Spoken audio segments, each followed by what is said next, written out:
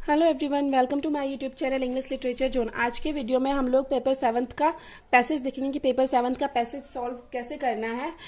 तो चलिए, वीडियो शुरू करने से पहले कुछ बच्चे कमेंट कर रहे थे कि टीएमबीयू यूनिवर्सिटी से उन लोग को जो मार्क्स आया है 51, 52 और 55 आया है, वो कहते हैं कि एग्जाम हॉल में सारे बच्चों का प्रॉब्लम यही है कि उन लोग को नॉर्मल मार्क्स आता है।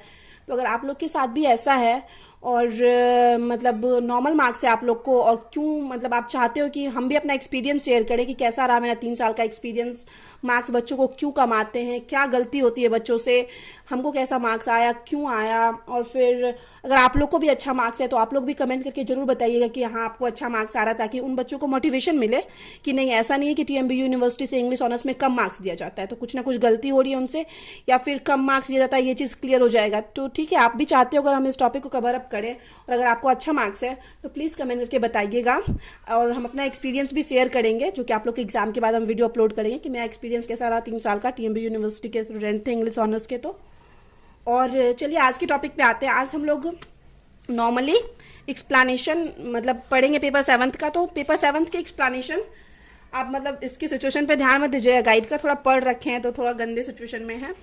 ठीक है, तो देखते हैं एक्सप्लेनेशन कैसे आता है। तो एक्सप्लेनेशन जो आता है, पहले तो 2 प्रोज आता है। ये प्रोज में से क्या आता है, 3 प्रोज का सेक्शन हम लेते हैं। Indian civilisation and culture, science humanities and religion, और एक है बाबूज ऑफ नैनजोर। ये 3 में से 2 पक्का रिपीट करता है। ठीक है, अगर आप कोई 2 मतलब कंफर्म करते हो, इंडियन सिविलाइजेशन एंड कल्चर के साथ साइंस ह्यूमैनिटीज रिलीजन कर लो, या फिर दोनों में से कोई एक के साथ बाबूज ऑफ नैनजोर कर लो, तो कंफर्म है ये प्रोज वाला सेक्शन आपका हो जाएगा। और वो कैसे लिखना है अभी हम बता देंगे। और पोएम वाले सेक्शन में तो 3-4 पोएम है, हम सिर्फ एन इंट्रोडक्शन का बना रखे हैं। 3-4 पोएम है जो रिपीट करता है, transformation, an introduction, village song, breezy April, ये 4 पोएम नॉर्मली 3-4 साल में रिपीट किया हुआ है। तो आप इस सब का तैयारी कर लो। और अगर आपको फिर भी मतलब तैयारी नहीं हो पाया पोएम वाले सेक्शन का, तो आपको क्या करना है ना, छोड़ना नहीं है। क्वेश्चन छोड़ना आपके मार्क्स को बहुत कम करवाता है। आपको क्या करना है ना, हम लोग पहले मतलब प्रिपरेशन कर रखे हैं ना पेपर 5 में प्रोज वाले सेक्शन का, और रुकिए हम मतलब हम ढूंढ के बता रहे हैं आपको। प्रोज वाले सेक्शन का हम लोग कर रखे हैं, तो वही आपको लिख देना है एग्जाम में। पेपर 5 में जो हम लोग अनसीन प्रोज, हाँ मिल गया, पोइट्री वाला सेक्शन कर रखे थे। तो इसमें जो नॉर्मली लाइन लिखा हुआ है ना, वो मतलब नॉर्मल तरीके से लिखा हुआ है, लाइन गलत नहीं है। तो इस हिसाब से आप मतलब लिख सकते हो पोएम वाले एक्सप्लेनेशन में। बट वही प्रोज वाला कंफर्म करके जाना, उसको याद करना आसान है, बट पोएम वाला 4-5 पोएम में भी मुश्किल हो करना, तो आप ये वाला कर सकते हो। मतलब कुछ कुछ लाइन इसमें से छांट के लिख दोगे, जैसे this poetic lines has been written in the classical views by its poet, all this lines shows the literary talent of the poet. ये सब नॉर्मली लाइन है जो कि किसी भी एक्सप्लेनेशन में यूज़ किया जा सकता है। बट आप हर में मत करना, हर में आपका मतलब अगर आप सारे एक्सप्लेनेशन में यूज़ करोगे तो आपका नंबर कम करवाएगा ये चीज़, क्योंकि हम लोग कुछ सही तो नहीं लिख रहे हैं। बट छोड़ने से अच्छा है, उस आंसर को स्किप करने से अच्छा है हम बोल रहे हैं ये इसमें से कुछ लाइन लिख सकते हो। इतना सारा हम लिखवाए हुए हैं, तो ये पोइट्री वाला सेक्शन में से तो कुछ मतलब थोड़ा बहुत लिख सकते हो अगर आप मैच नहीं किया है ये जो भी आप पोएम याद करके गए हो।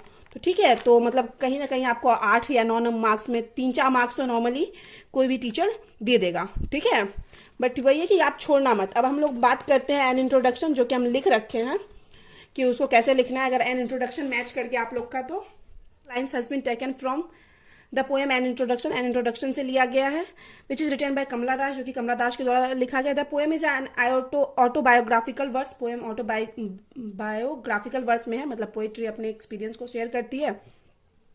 कमला Das that throws light on the life of a women in the patriarchal society. इस पितृसत्तात्मक जो समाज है हम लोग का, जिसमें मेन के हाथ में पावर होता है कोई भी डिसीजन लेने से पहले, फीमेल को नो डाउट्स घर में परमिशन लेनी पड़ती है अपने पापा से, अपने भाई से, कोई भी, तो वो समाज के बारे में पोएट बताती है। This is a confessional poem है, वही पोएट अपने प्राइवेट थॉट को शेयर करती है इसके through. The theme of this poem is feminism. Poem का जो थीम है फेमिनिज्म है, इक्वल राइट्स, फ्रीडम, मैरिज, ये सब है। It is a 60 line poem, 60 line का पोएम है, काफ़ी बड़ी पोएम है। विद इन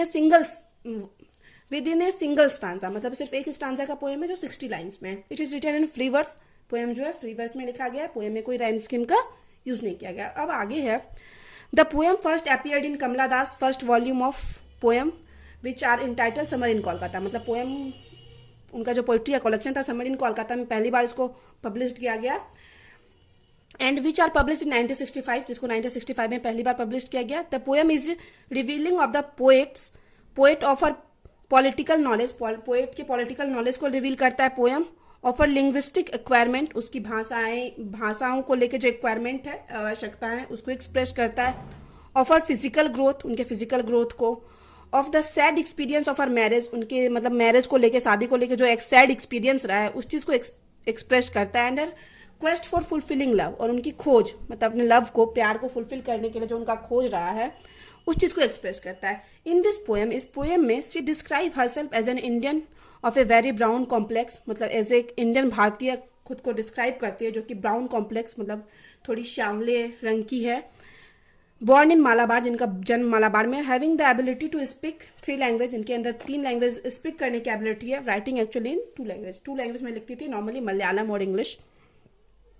अब आगे थ्रू दिस लाइन, जो भी लाइन आपको दिया हुआ है वो यहाँ पे आपको मतलब समझ में जो भी आया वो लिखना है। और फिर एंड में इन दिस पोएम, इस पोएम के थ्रू, इस पोएम में Kamala Das brings the light 3 kinds of the women, 3 तरह की वुमेन पे लाइट डालती है, प्रकाश डालती है। द डिपेंडेंट वुमेन, डिपेंड होती है जो, interdependent women and the interdependent women, 3 तरह के वुमेन पे के लाइफ पे प्रकाश डालती है। तो यहाँ पे इस तरीके से आप लिख सकते हो एन इंट्रोडक्शन का।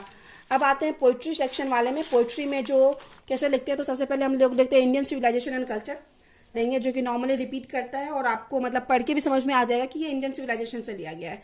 तो चलिए देखते हैं कैसे लिखना है। आप लोग नॉर्मली स्क्रीनशॉट ले लो, हम अभी मतलब हाथ हटा के रखे हुए हैं। अब चलिए समझते हैं कैसे। This prosaic line has been taken from Mahatma Gandhi famous essay, Mahatma Gandhi की फेमस एसे से लिया गया, इंडियन सिविलाइजेशन एंड कल्चर से लिया गया है। Mahatma Gandhi is known as बापू, महात्मा गांधी के बारे में हम लिख रहे हैं, बापू के रूप में जाने जाते हैं, फादर ऑफ नेशन के रूप में जाने जाते हैं। He lead the movement against the British rule, British rule जो मतलब ब्रिटिश के अगेंस्ट जो मूवमेंट हुआ है, आंदोलन, उसको लीड किए हुए थे, नेतृत्व किए थे इन इंडिया में। वो use the truth and non violence as the chief events, अपने मतलब मुख्य हथियार के रूप में ट्रुथ, सत्य और अहिंसा को यूज किए हुए थे। और फाइट अगेंस्ट विथ इंग्लिश, मतलब वही अंग्रेजों के अगेंस्ट फाइट करने के लिए। The essay was first published in 1998 में। This essay shows us basic difference between the Indian civilisation and the western civilisation के बीच में डिफरेंस दिखाता है। ही सेज, वह कहते हैं, western civilisation is based on materialism, western civilisation जो है मटेरियलिज्म पे बेस्ड है। Can't be compare to the Indian civilisation, जिसको कि इंडियन सिविलाइजेशन से कंपेयर नहीं किया जा सकता, which is based on spiritualism, जो कि स्पिरिचुअलिज्म पे बेस्ड है। आगे फिर है Mahatma Gandhi nicely portraits, Mahatma Gandhi portrait चित्रित करते हैं, बोलते हैं मतलब इस ऐसे के थ्रू बताते हैं। The seeds of Indian civilisation were sown by our ancestors, हमारे एंसेस्टर्स मतलब जो हमारे पूर्वज के द्वारा सीड बोया गया इंडियन सिविलाइजेशन का। Its foundation is so strong, इसका नींव जो है काफ़ी स्ट्रॉन्ग है। So nothing in the world can beat it, इसलिए वर्ल्ड में कुछ भी इसका कोई नहीं बिगाड़ सकता। Many civilisation in the world can born and wasted with the passage of time, बहुत सारा सिविलाइजेशन आया और गया समय के साथ, but Indian civilisation is unaffected, but Indian civilisation जो है वो अनअफेक्टेड रहा। तो ऐसा आप लिख सकते हो इंडियन सिविलाइजेशन। अब थ्रू दिस लाइन, अब जो भी लाइन दिया हुआ उसके थ्रू आपको जो भी समझ में आता है वो लिखना है। फिर एंड में अगर इंडियन सिविलाइजेशन और कल्चर का आता तो एंड में आपको लिखना है इन दिस ऐसे, इस ऐसे में गांधी जी टीचर्स अस, हम लोग को बताते हैं, सिखाते हैं that western civilisation is good for the people of west, कि वेस्टर्न सिविलाइजेशन जो है वेस्ट के पीपल के लिए अच्छा है।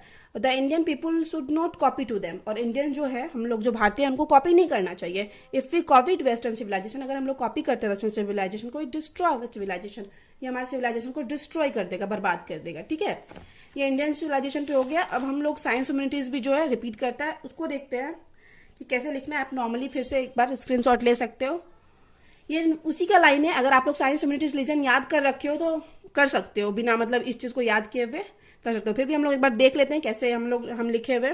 This line has been taken from science humanities and religion से लिया गया, which is a masterpiece speech, जो कि एक मुख्य स्पीच था, बहुत अच्छा स्पीच था, डिलीवर्ड बाय राधाकृष्णन, सर्वपल्ली राधाकृष्णन, जो कि सर्वपल्ली राधाकृष्णन के द्वारा दिया गया। और आप ये भी याद रखिए कम से कम 2 पेज में आपको एक्सप्लेनेशन लिखना है। He was the vice president थे फ्रॉम 1952, ये लाइन भी नॉर्मली हम लिए हुए हैं, जो हम लिखवाए हुए हैं साइंस ह्यूमैनिटीज रिलीजन से, उसी से लिए हुए हैं। अब आगे है doctor Radhakrishnan also author many scholarly books, ढेर सारा स्कॉलरी बुक्स लिखे हैं। इन द प्रेजेंट मास्टरपीस, अब जो प्रेजेंट हम लोग का मास्टरपीस है, रचना है, science humanities and religion is the text, एक टेक्स्ट है लिखा हुआ है with slight modification of speech के रूप में। He delivered at Aligarh Muslim University, जिसको कि वो अलीगढ़ मुस्लिम यूनिवर्सिटी में दिए हुए थे। अब आगे इन दिस स्पीच, इस स्पीच में doctor Radhakrishnan nicely makes clear his attitude towards science, अपना एटीट्यूड क्लियर करते हैं, साइंस के बारे में बात करते हैं। ही ऑल्सो एडवोकेट ह्यूमनिटीज़ की भी वकालत करते हैं, विच इज़ इंपॉर्टेंट, जो कि इंपॉर्टेंट है। They tell us about our own nature, क्योंकि हमारे नेचर के बारे में बताता है। He focuses his attention to religion, अपना अटेंशन रिलीजन के बारे पे भी फोकस करते हैं इस एसे में। ही सेज, वो कहते हैं एवरी मैन वेदर दो बिलोंग टू एनी कम्युनिटी, कोई भी आदमी जो भी कम्युनिटी का है, शुड बी रिलीजियस, उसको रिलीजियस होना चाहिए। अब थ्रू दिस लाइन, जो भी लाइन दिया हुआ है, जो आपको समझ में आ रहा है वो लिखना है। फिर एंड में इन दिस स्पीच, इस स्पीच के through doctor Radhakrishnan says that, Radhakrishnan कहते हैं this 3 science, humanities and religion are work together, ये तीनों जो हैं एक साथ काम करते हैं। He says that we are human beings, और हम लोग जो हैं ह्यूमन बींग्स हैं, मानव है। इट इज़ आवर ड्यूटी, हम लोग का ड्यूटी है to mention this 3 things, science, humanities and religion. तो यहाँ पे ये खत्म होता है मतलब एक्सप्लेनेशन। ऐसे आप साइंस, ह्यूमनिटीज, रिलीजन के वाले का लिख सकते हो। अब द बाबूज ऑफ नैनजोर है, यही तीनों में से एक रिपीट करता है ज़्यादातर। तो द बाबूज ऑफ नैनजोर कैसे लिखना है? This project line has been taken from the Babus of Nayanjore, a short story written by Rabindranath Tagore. फिर आगे Rabindranath Tagore was known as the first Asian के रूप में जाने जाते थे, हु वॉज अवॉर्डेड फिर Nobel prize for his famous book Gitanjali. Normally ये कोई भी लाइन यूज़ करते हैं रविन्द्रनाथ टैगोर के बारे में लिखने में। He also wrote national anthem of India, national anthem भी लिख रखे हैं, राष्ट्रीय गान विच इज जन गण मन। आगे है इन दिस शॉर्ट स्टोरी, इस शॉर्ट स्टोरी में Babus of Nayanjore were famous land holders, zamindar रहते हैं famous. They are noted for their princely extravagances, मतलब अपने फिजूल खर्ची के लिए जाने जाते थे। They could spend many thousand of rupees over the wedding of a kitten, एक किटन की शादी में ढेर सारा पैसा खर्च करते थे। इस ऐसे के बारे में हम लिख रहे हैं, मतलब शॉर्ट स्टोरी के बारे में कि शॉर्ट स्टोरी में क्या है mainly. But after the flood his whole ancestors business was destroy, लेकिन फ्लूड के बाद, बाढ़ के बाद उसका सारा बिजनेस बर्बाद हो जाता है। एंड ड्यू टू दिस, और इस वजह से ही शिफ्टेड टू कोलकाता, वो कोलकाता शिफ्ट कर लेते हैं फ्रॉम नैनजोर से। It is the story of Kailash Babu, यह कहानी है कैलाश बाबू के एंड हिज ग्रैंड डॉटर, और उनकी ग्रैंड डॉटर की, कुसुम की। फिर आगे थ्रू दिस लाइन, अगर आपको बाबूज ऑफ नैनजोर का भी लाइन आता है ना, तो आप आराम से उसको पढ़ के समझ जाओगे कि ये बाबूज ऑफ नैनजोर से लिया गया है। नॉर्मली उसमें कैलाश बाबू, ठाकुरदा या कुसुम का नाम दे दिया जाता है। इन दिस शॉर्ट स्टोरी, अब एंड में लिखना है, इस शॉर्ट स्टोरी के through Tagore tell us about the life of a landlords, जमींदारों के जीवन के बारे में बताते। तो यहाँ पे ये वीडियो खत्म होता है। वीडियो अगर आपको अच्छा लगा, आपके सिलेबस का, और आप चाहते हो कि मैं अपना एक्सपीरियंस शेयर करूँ, तो प्लीज़ आप लोग कमेंट करके ज़रूर बताना। तो मिलते हैं नेक्स्ट वीडियो में नेक्स्ट टॉपिक के साथ।